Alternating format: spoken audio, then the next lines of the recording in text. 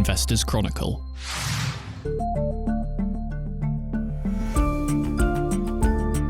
Hello and welcome to another episode of the IC Interviews podcast. I'm Dan Jones, Deputy Editor of Investors Chronicle, and today I'm joined by our own Simon Thompson.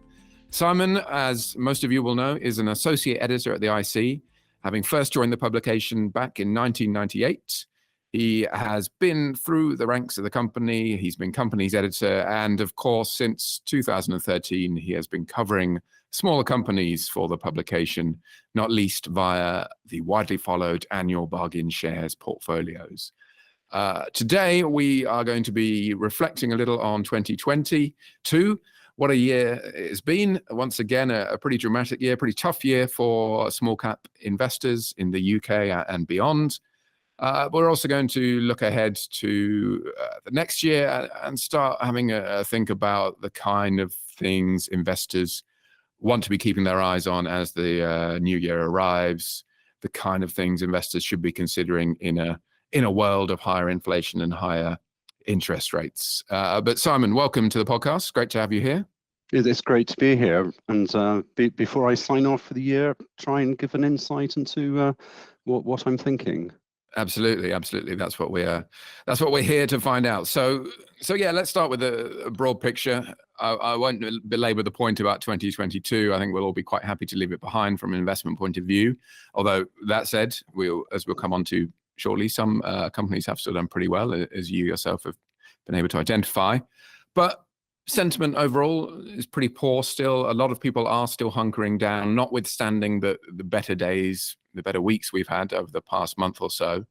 In your point of view, are we at or approaching a point, though, where investors should be thinking this is actually a great opportunity, in a number of different sectors? Can they start thinking that way, or is it, as ever, a case-by-case basis on which we need to be thinking still, even at this moment of quite poor sentiment? Well, actually, the first thing to point out is that this is for 2022.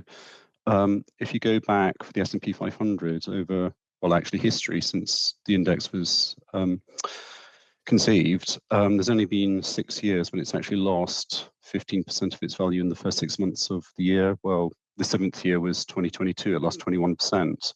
Guess what? Not in a single one of those 6 previous years has it actually lost money in the second half of the year. Well, the key point for the S&P 500 it closed at 3785 on the 30th of June 2022. It's now up 6.5%. I focus on Wall Street because Wall Street leads all global markets, and what UK investors may wish to take note of is the 3rd year of the US presidential cycle. Next year is the 3rd year. It's impossible to lose money in the 3rd year of the US presidential cycle. Research that I've got from Yardeni Research, which is pretty similar to research I did in my first book, Trading Secrets, about 14, 15 years ago, looks back over the return on the S&P 500 over the last 100 years. And if you go back to, the last 20 cycles to the war period, 1943, the average return is 16% in the 3rd year.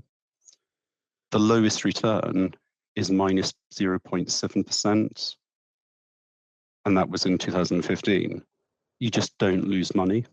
So what I'm saying is that history is on our side for 2023 to be a far better year than we've actually seen in 2022. The question is, why would it be? Without just backing this historic trend, you've got to have reason to think what is going to change next year that would make the bottom that we've seen in October this year, 2022, the bottom of the bear market. And that all boils down to inflation expectations and interest rates and the depth of the recession. And my view is that the Bank of England will not increase interest rates to the market expectations, base rate to 5%. The effect on the economy will just be too devastating for them to actually do that. And also, we're probably already in recession now. And we've had a monetary tightening in the mortgage market beyond anything that we could ever have expected after the mini budget on the 23rd of September, when 5-year mortgage rates went above 6%. And that was a massive shock to the housing market. So you've got hit to sentiment, consumer, and people in the housing market in the UK.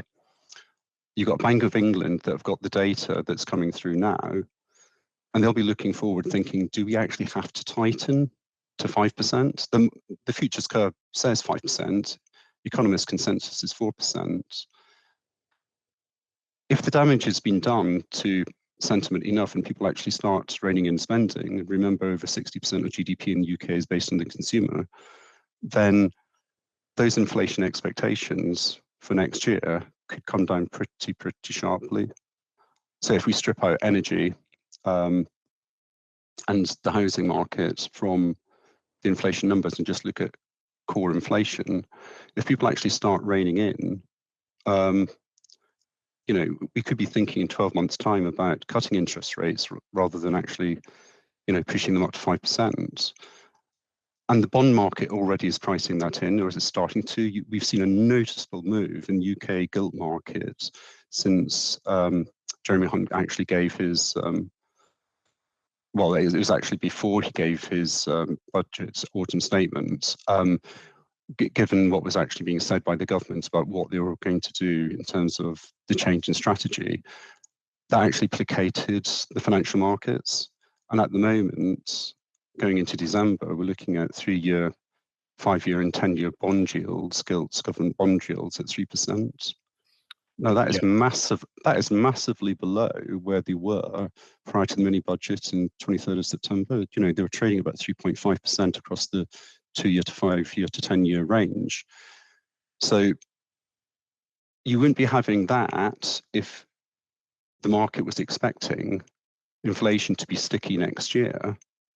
The bond markets would be pricing in base rates sticking around 4 or 5% for most of next year, but it's not. It's basically saying now, going into December, that 2-year gilts are below 3%. And that's quite a strong message. And the reason that we had such a severity in the downturn that we saw into stock market downturn, that is, into mid-October, was the anticipation of very high interest rates in the UK and the damaging effect that would have on the economy, plus the inability of the government to actually fund the massive expenditure programs that it was proposing under the Truss administration. So what I'm trying to say now is that we've had a sea change in investor sentiment in the last 4 or 5 weeks, where people are actually buying the market, but the economics looking forward have moved as well. The dial has moved.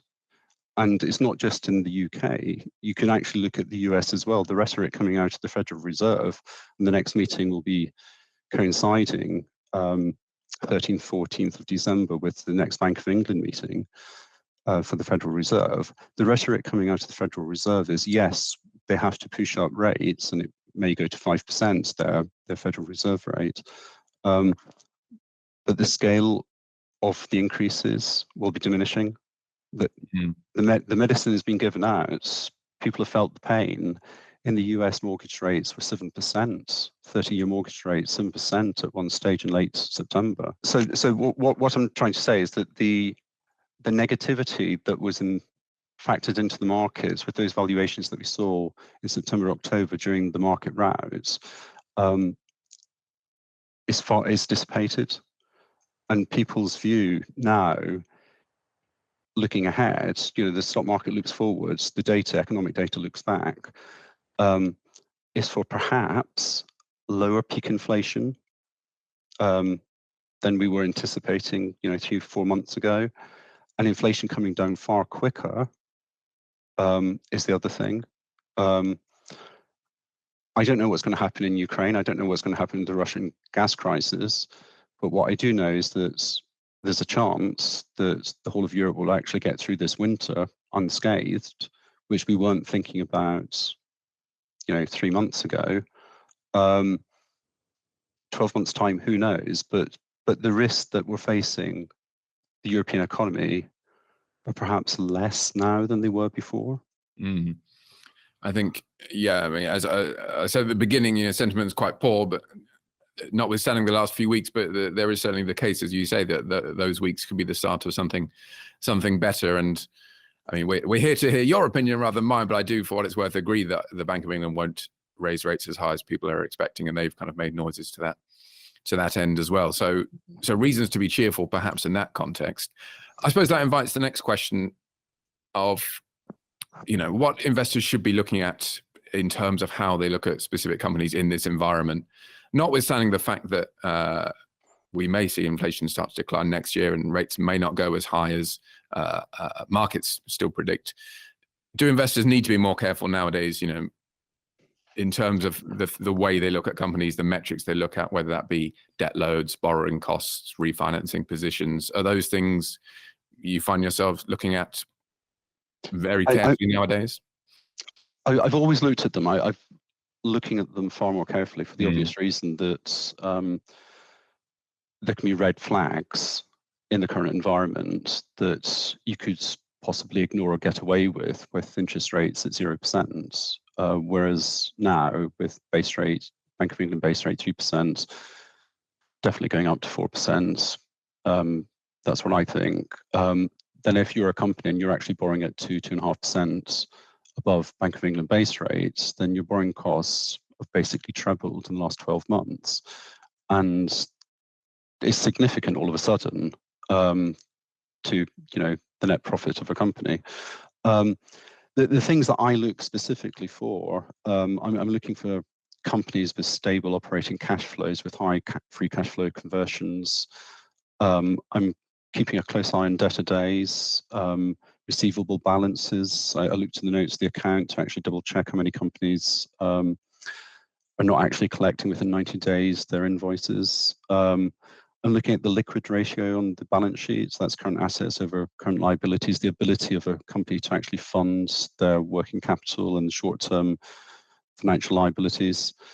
I'm looking at credit counterparty risk. That's the concentration of customers. I'm specifically looking at companies that have got more than 5% of sales to one company. There's going to be a recession next year. I don't think it's going to be as bad as the OBR. The OBR has got Office of Budget Responsibility, has got a terrible record and actually forecasting, but their forecast for a deep recession next year of almost 2% negative growth. I've got reasons to doubt that, but what I do know is that companies will go bust and companies will get into difficulty, and I don't want the companies I recommend to be exposed to a large company or clients that are not going to pay their bills. I'm obviously looking at debt maturity profiles. As I said, the days of 0% interest rates have gone. The days of property companies, for example, borrowing at 2.5%, 3% are gone. You've got the rollover risk on credit lines, whereby the bankers will say, yeah, we'll lend you another credit line, but you'll have to tap shareholders first to actually reduce your debt because of the interest covenants, because of the higher interest cost. So I'm questioning finance directors when I interview companies on the maturities and the discussions are actually happening with their lenders in terms of the pricing of credit in future. As I've always done, I've looked at ratios like net debt to EBITDA, interest cover covenants, EBIT, which is operating profit, and over interest payments. I'd say I'm keeping a closer eye now than ever before. I've done, since the market peaked out for small caps, the summer of 2021, I've done 15 alpha reports for our alpha subscribers for that section of the website. For each one of those reports, I've looked at 5 or 6 companies to actually get that one that I think at that time has actually hit the mark and ticks my boxes and passes my sniff test, basically. So it's definitely harder than it has been, but I'd say it's as rewarding. Before I came on this podcast, I just double checked what the performance of those 15 companies has been, and if you just bought them and sat on them over, since the start of August last year, you'd have made an average gain of 18%, and in the same time, the FTSE AIM All-Share Index has lost 16% of its value on average. So what I'm saying is, even in a bear market, remember the FTSE AIM All-Share Index fell 41% between early September last year and October this year. Even in a bear market, you can actually still generate positive returns. It's just that the legwork you've got to do is far, far, far greater. You can't write off the market. Do you think, looking at the AIM all share, say, to take that example, as a whole, those companies, yes, you've got to watch out for indebtedness and financing and things like that. But compare with previous downturns, is there a sense of greater prudence? Obviously, there's always going to be some companies who've, got in over their head and borrowed too much in the current context. But is it possible to make that kind of judgment of a general improvement in prudence over the years? In some ways, the shadow of 2008 still looms large even now, perhaps. I think you've got a better quality of company on the London junior market now than you did 20 years, 15 years ago.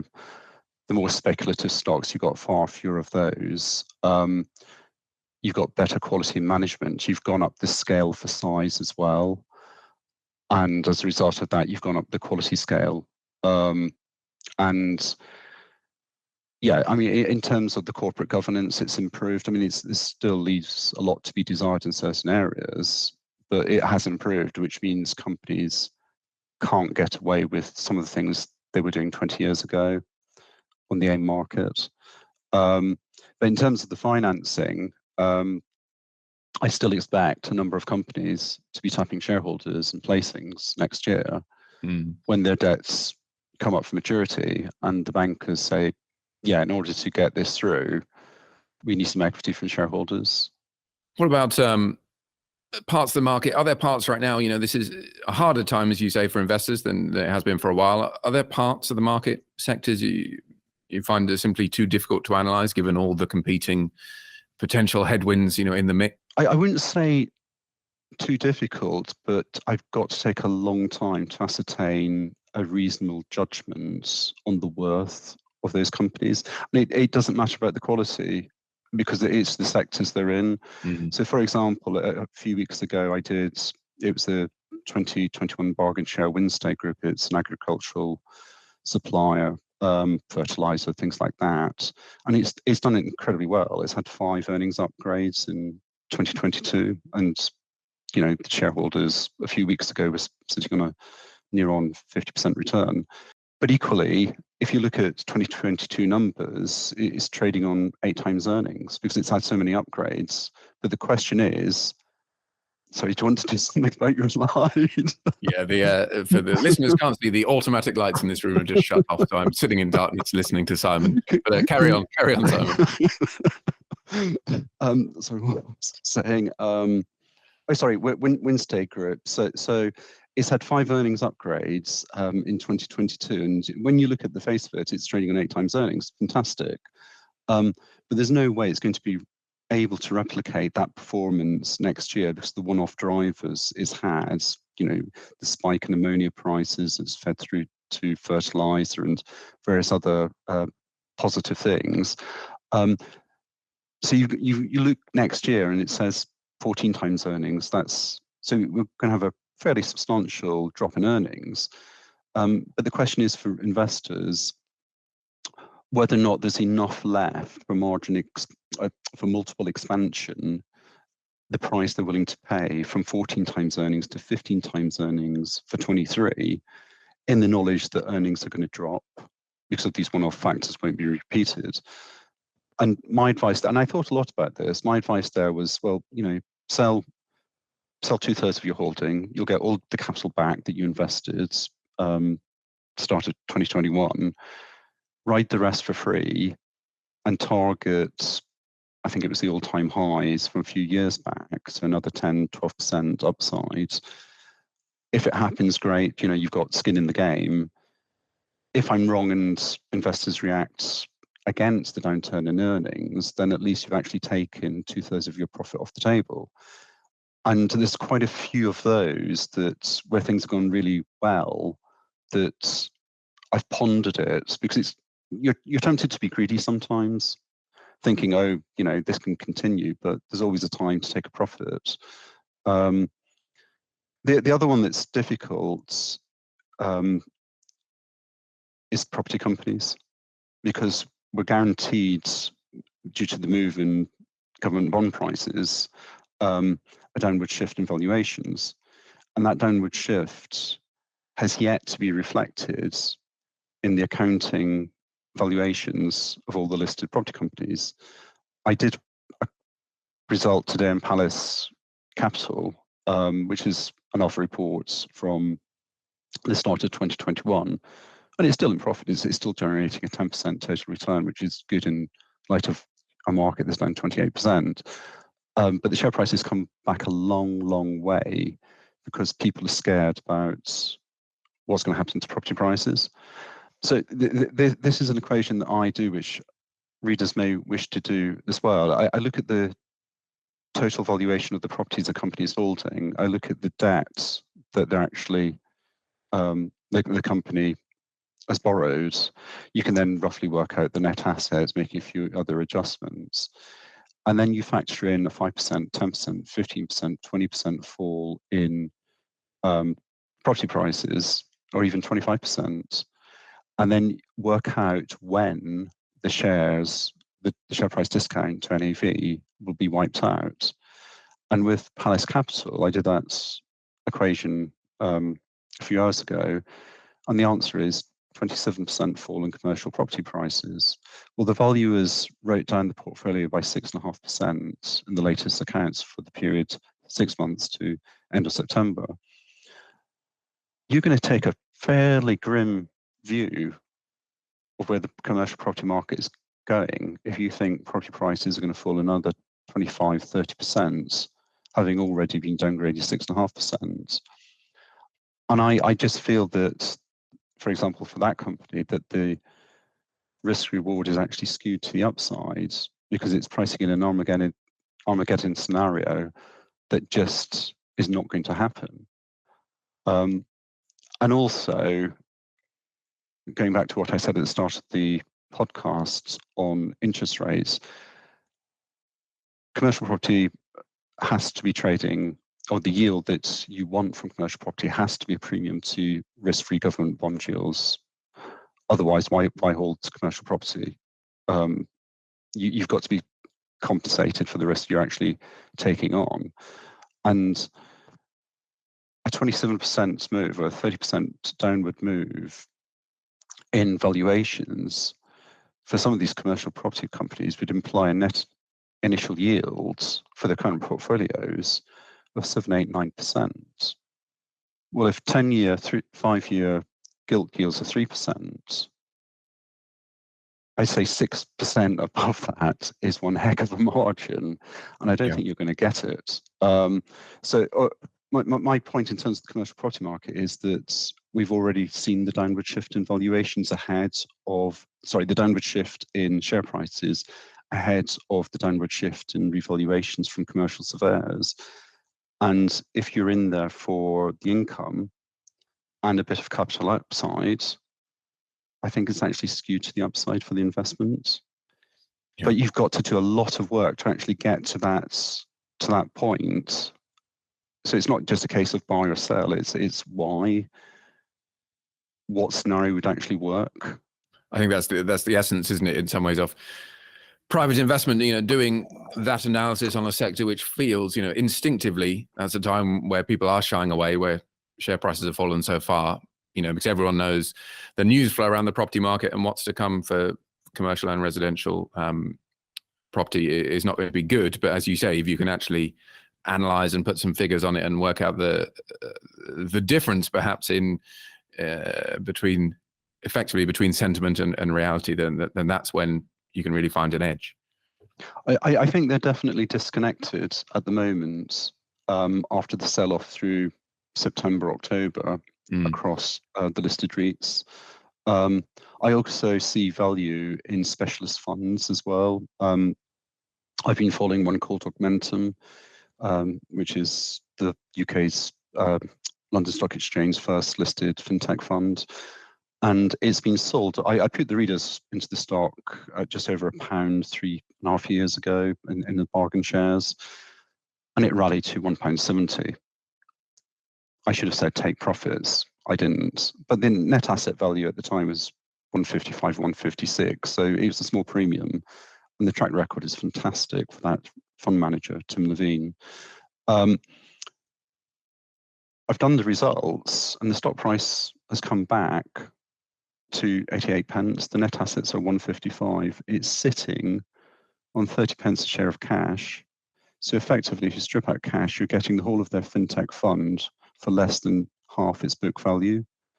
And it's not as if these are very speculative investments it's made. I mean, this is the company that backed Interactive Investor at an early stage before Aberdeen, or it was called Aberdeen Asset Management. It's now got a very funny name. They've taken out all the vowels. Acquired it, and Augmentum made a money multiple return of about 11 times on its capital. So it turned less than £4 million into £43 million, hence why it's got a £57 million cash balance on its balance sheet to recycle into new investments. But this company's got a fantastic track record, and I just think if I can buy assets effectively at half their book value, and some of those assets are very profitable businesses, valued in sensible earnings multiples, then the risk reward is actually in my favor. Yeah. But again, it takes time to actually go through the research to actually get to that point, and you've got to look at all the underlying investments and actually try and ascertain whether or not the fund manager's valuation, which comes from its investment committee, is actually a sensible valuation. But it is worth doing, I think. Yeah, those kind of some of the parts valuations obviously is a big part of your process. Do you think right now that's a particular advantage in doing those at a time when, as you say, there are lots of companies where the share price will have fallen significantly, but in many cases there may be value traps? Is it this kind of analysis that can really help you sift through those things? It helps me also spot incredibly undervalued special situations. For example, at the start of the year for Alpha, I wrote up a semiconductor manufacturer and maker based over in Malden in Essex called CML Microsystems. Completely blowed the radar.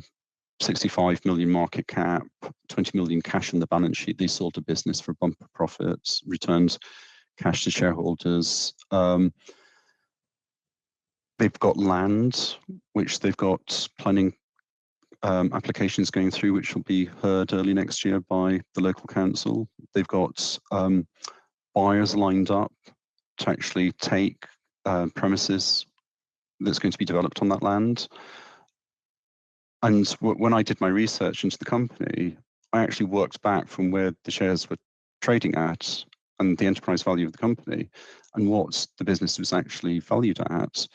And I thought, I'm buying a tech business for less than 10 times earnings effectively, and it's exposed to structural growth drivers through the industrial Internet of Things, 5G, data centers. And I thought it's a cracking buy. And since then, they've had 2 upgrades. The last one was late November, 35% profit upgrade for the year to March 23. So now we've got some of the parts valuation supports the share price completely, and the underlying business is operationally geared, feeding into very strong markets, the growth there. So yeah, these some of the parts valuations do work because it just takes time for people to actually realize the value on offer. Sometimes it's helped by me highlighting it through Investors Chronicle or other market participants, but ultimately value will out in the end. It always does. Let's turn from value to growth and growth prospects, and both these terms are quite nebulous in the way they're used by market participants. But obviously, a time of higher interest rates means the present value of future cash flows is discounted, and growth stocks have suffered this year, or many have for that reason. Is there a way investors should be thinking about growth in a time of higher interest rates? Should they be thinking differently? Should they be a lot more skeptical, say, of a high PE, that kind of thing? Or how do you view these companies trading on? It's a very simple metric, but very high PEs, and the expectation of a large amount of future growth to come through, even in what is clearly a very difficult macro environment. How do you think about growth in that way? I personally steer clear of any company trading well above 20 times earnings. History is littered across the stock market with companies trading on 50 times earnings that just fail to deliver the growth expectations. And because the expectations were so high in the first place, any profit miss, earnings miss, negative trading statement sees the share price just getting absolutely hammered. I could give you hundreds of examples of it happening. So I prefer to target niche growth plays in sectors offering structural growth drivers, which I've been doing all this year through the Alpha reports.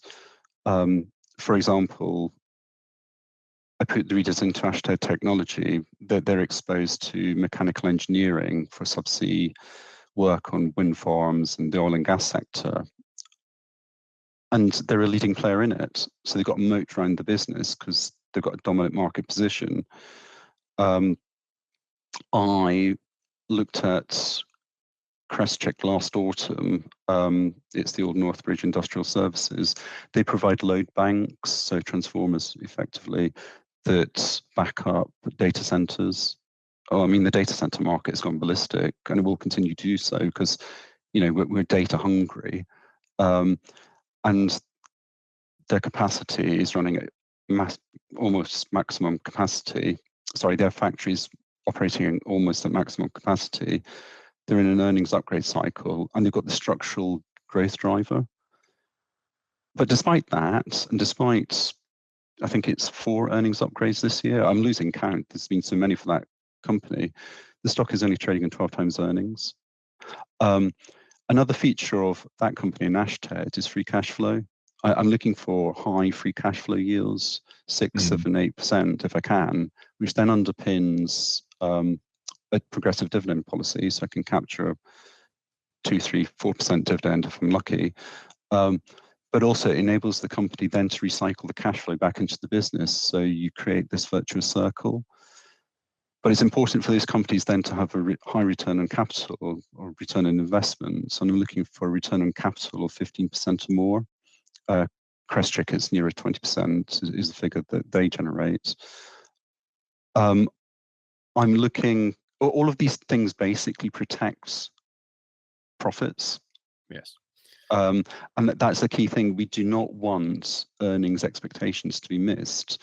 So if I'm paying 12, 13 times earnings, but I'm skewing the risk in my favor that this company is going to deliver on those earnings, the higher the multiple I can actually pay. It's when you're paying 50 times earnings for not the best quality company that's exposed to a huge number of risks that you're actually opening yourself up to, well, a very nasty experience. Yeah, as we've seen this year on a number of occasions.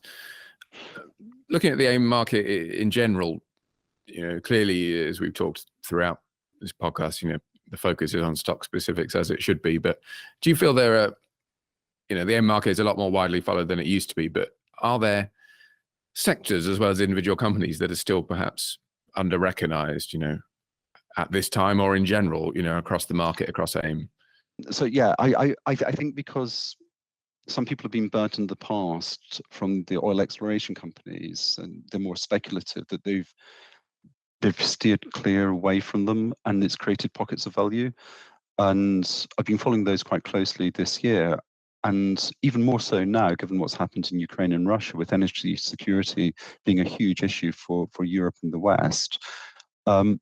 Ultimately, the politicians, definitely in Europe, will have no choice but to seek alternative energy sources, and that's what I've been targeting. So I put the readers into and maintain the exposure to players like Chariot, which has Moroccan gas, and that can be exported through the Maghreb pipeline back into Europe if that project gets off the ground.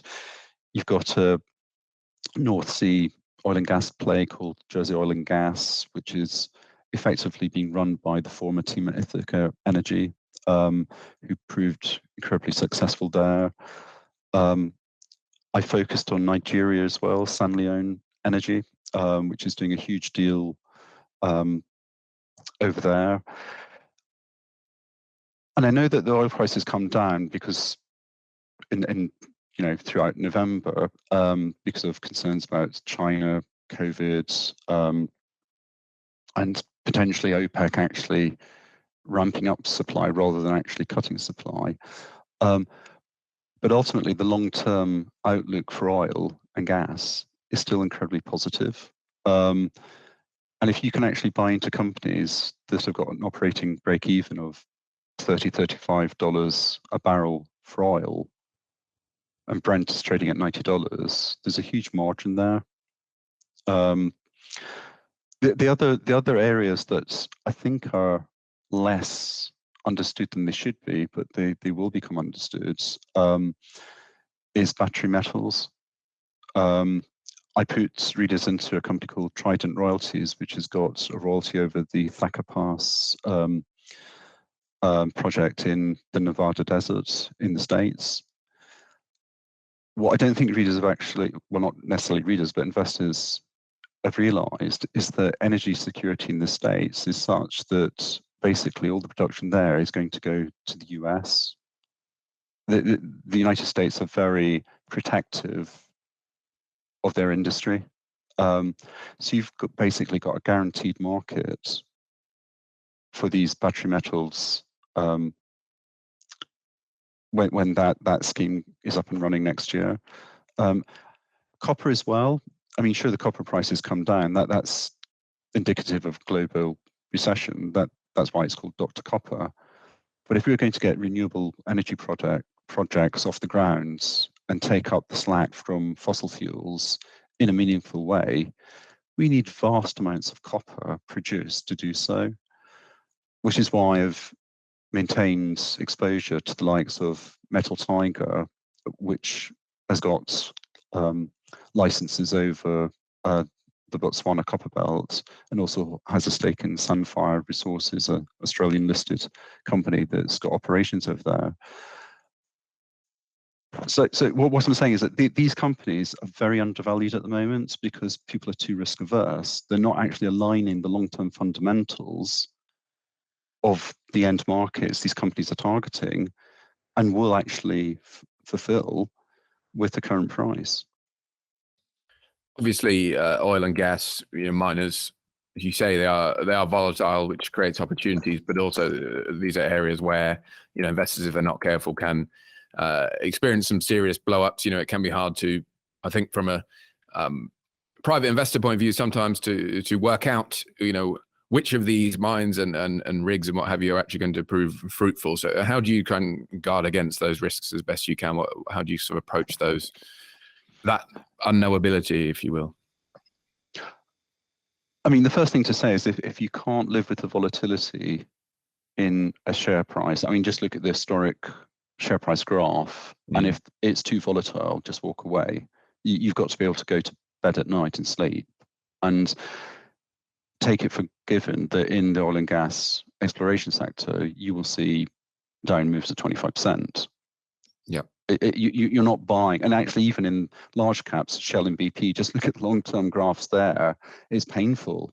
But equally, the long-term rewards can be huge if everything pays off. But in order to answer the question, I take a good look at the deposits they're actually targeting and whether or not commercially they stack up, and whether or not from a government point of view it's actually going to happen.